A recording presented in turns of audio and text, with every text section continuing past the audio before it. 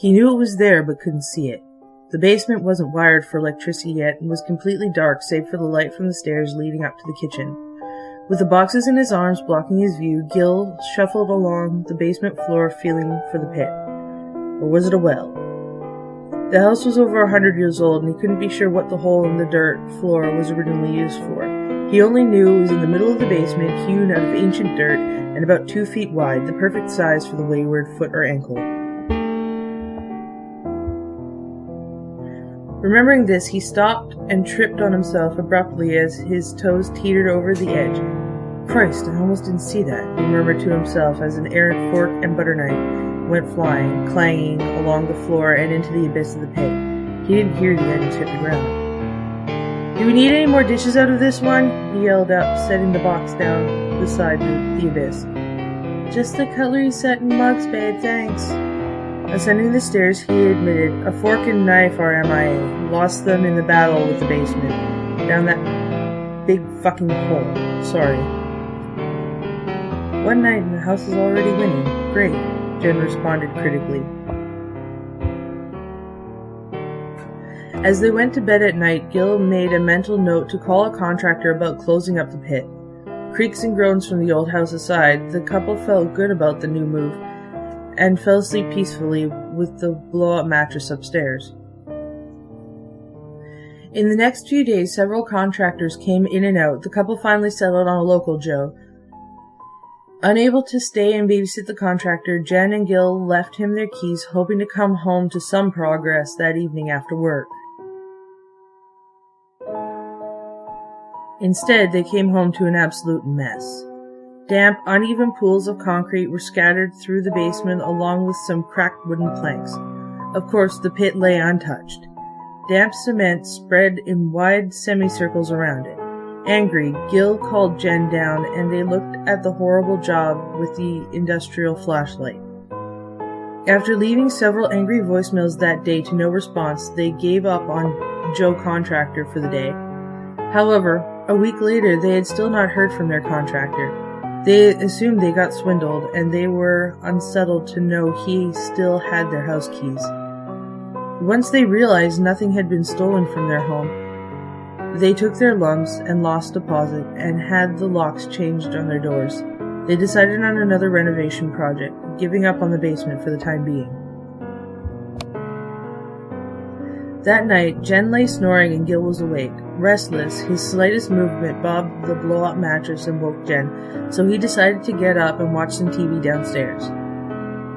Gil sifted through the static to find some infomercials that would make him drowsy. Around 1 a.m., he heard a scuffling in the basement, a sound like boxes shifting on earth. Slowly, almost imperceptibly, he turned the TV off and listened. The last shuffle, then silence. The empty echo bounced around in his head, and he immediately became suspicious. What if the contractor had been down there hiding the whole time? Was it to steal their property, or for some more sinister purpose? Determined, Gil grabbed the industrial flashlight in his left hand, swung open the basement door, and descended the stairs, picking up a baseball bat just removed from storage in his right. Descending into the dark, Gil waited for a moment for his eyes to adjust on the middle stair. The smell of damp earth filled his nostrils. Raising the bat in his right hand, he also lifted the flashlight in his left as he tried to scan the basement without going further. Realizing he must continue, he slowly forged on, and as his foot met the floor, crash! A box seemingly fell over on its own, and its contents slammed the ground, rolling near the pit. What had caused all that movement? And that sound? That snaking whisper had to be from various objects from the box falling, bouncing and echoing deep down into the abyss. A round, small shape with dimpled, tough skin seemed to descend or jump into the darkness of the hole. Did his old black basketball fall down into the pit? He remembered he had a throwback, orange basketball, not a black one. It had to be one of Jen's things, now lost forever.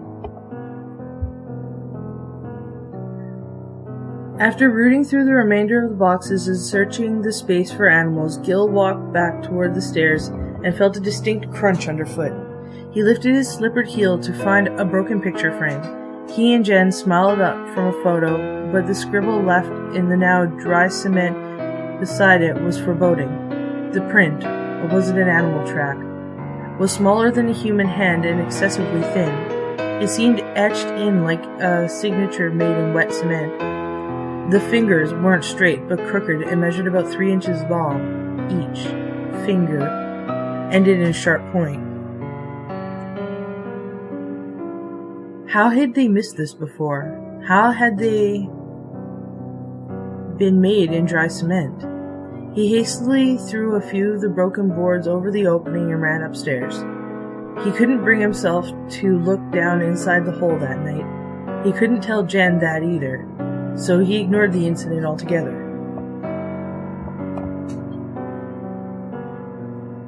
A few days later, Jen had to do laundry in the basement. Basket in her arms, she tried to get her task done as quickly as possible. The basement freaked her out and was starting to smell terrible. Returning to the first floor, she casually remarked, "Gil, it smells like death down there. We really need to get that damn thing sealed up." "I know. It's probably to get serious about covering it again." "Did you see those weird markings in the cement? I can't tell if it's an animal that got in or..." Gil froze. "Markings? There's more than one?" "Yeah. Like jagged, pointy sticks. You knew about it?" "Go check it out. I don't remember them being there before."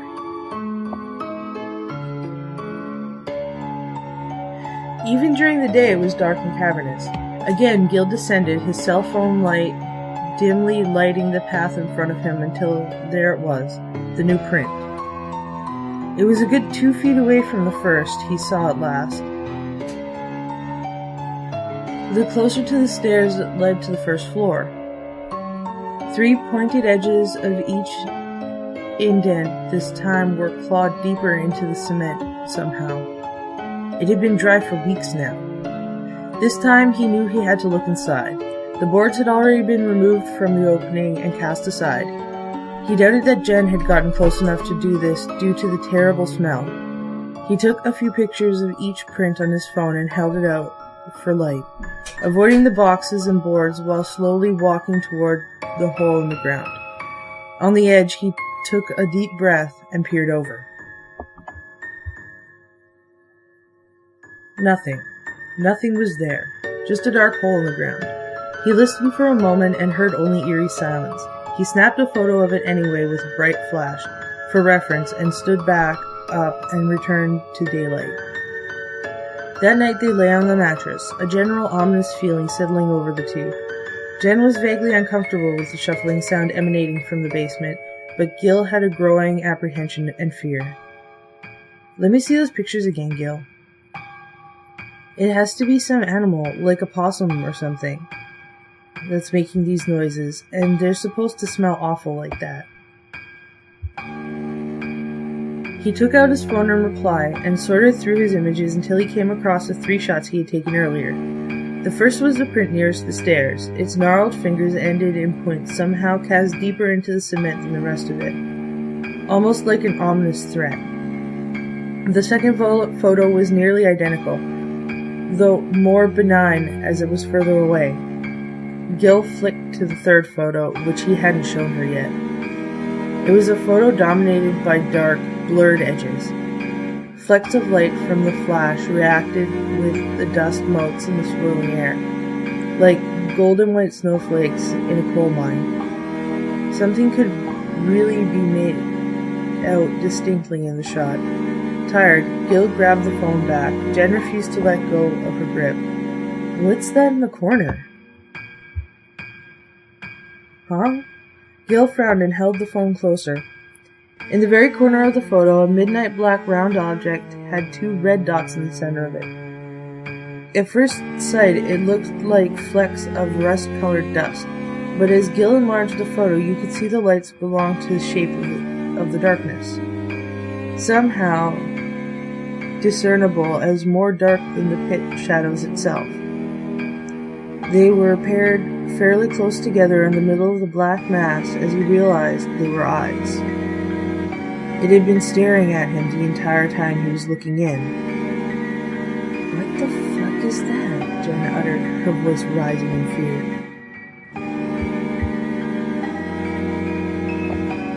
Downstairs, the low shuffles in the basement turned to distinguished movements. Large boxes were being overthrown as if they weighed nothing, their contents clacked and banging along the damp earth. They turned to each other, unsure if they should head off whatever creature was downstairs or just run. "Just stay up here and I'll check it out." "No fucking way, Gil. We need to get the fuck out of this house. This is bullshit. We just moved in and we can't believe." "Shut up. Take the bat and go out the front door. I'll check it out. It's only in the basement. If I don't come back in 5, call animal control. It'll be fine. It's just an animal trapped in there." Though by this time, Gil was unsure what kind of creature he would meet. As soon as their feet touched the floorboards, the basement shuffling ceased.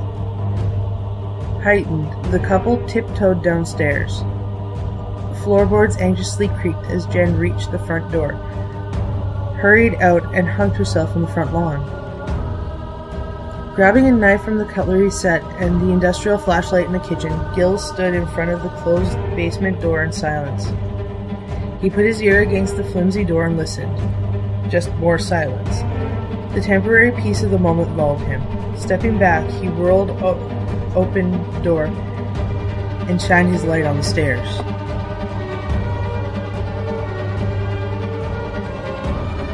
"5 minutes passed, and no Gil. Jen started to panic, and after 5 more, she called 911. A team arrived promptly and went inside the house, unable to understand her fear.